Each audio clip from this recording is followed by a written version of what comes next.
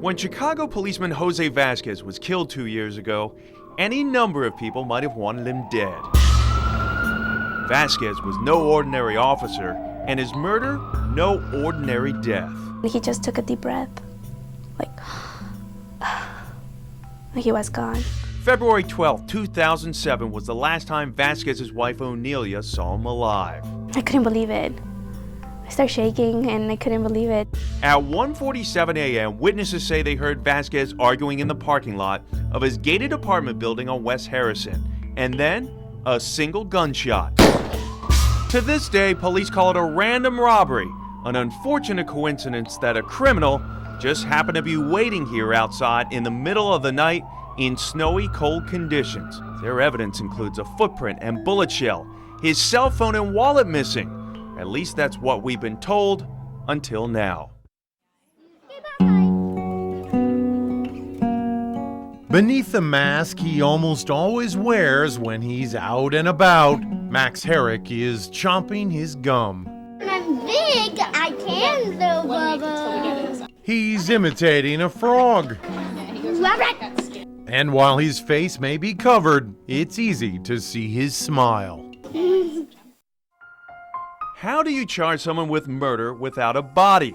That's the challenge prosecutors face with the case of Stacy Peterson. At this point, the key to a conviction may be this 4-page timeline put together by investigators. The timeline delivered to Fox Chicago starts on October 16, 2007, 13 days before Stacy was first reported missing. At 11:30 that night, it describes Stacy discussing plans with her sister to divorce Drew. A Halloween deadline is set to get out of the house. The document shows the next day, Drew Peterson uses a Bolingbrook Police Department computer to inquire about Stacy having a potential boyfriend. Fast forward to October 28th, 10:59 a.m. Dead. That's what's written on the timeline. Stacy stops returning phone calls and text messages from friends. Drew, on the other hand, calls off work at 2:30 in the afternoon. Later that night, the paperwork says Drew met his stepbrother, Tom Morphy, at a Bolingbrook Starbucks. The two of them return to Drew's home and move a, quote, large blue round plastic container weighing approximately 150 pounds with a screw on top with clear plastic protruding from outside the master bedroom area. Then at 11:14 that night, Stacy's sister drives to Drew's house worried about Stacy. Where's Drew? Investigators believe he could be at a nearby quarry. A handwritten note on the timeline suggests he's possibly disposing the body. Billy Corrigan is a rock star, yet knowing him, as a friend, I mean, he lives a very simple life.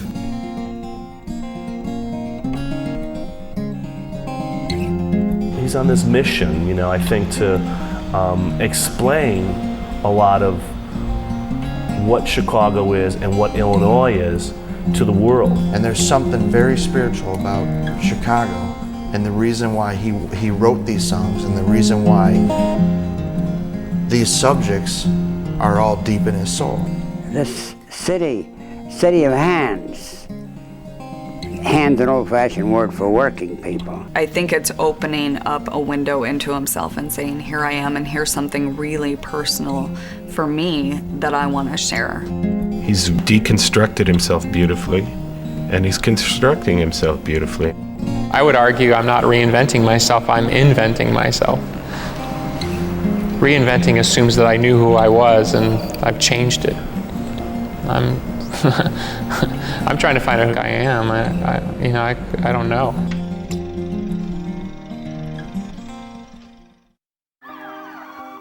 These are the faces of people killed in drunken driving crashes in Illinois over the last 20 years. These are the faces of people who've been arrested for driving, crashing, and killing under the influence. Yet no matter the law or the repercussions, some drunks still drive over and over again. There are more than 300 people currently imprisoned in Illinois with 4 or more DUI convictions. This ordinary garage on Chicago's South Side holds an unusual mystery. About a year and a half ago, Michael Sepulveda, A seemingly happy 14-year-old had the day off from school. He played with friends, supposedly smoked some weed, then went to the garage owned by a friend's uncle and committed suicide. Or did he? When officers arrived, they found Michael alone on the ground in a pool of blood with a single gunshot to the head. They told the family early on this was a suicide, even though there was no gun found at the scene and no gun residue on Michael's hands. When a person commits suicide, they usually put the gun under the chin or right next to the temple. But the bullet that went through Michael was fired from an unusual trajectory near the top of his head, an angle so uncommon that the medical examiner ruled the manner of death on this one undetermined. So if this wasn't suicide, who could have pulled the trigger? We've learned Michael wasn't alone in that garage before his death, that one other teenager was with him, a member of the gang, the Latin Counts, who happened to be a half-foot taller than Michael. The family's investigator believes this boy got scared and quickly hid the gun.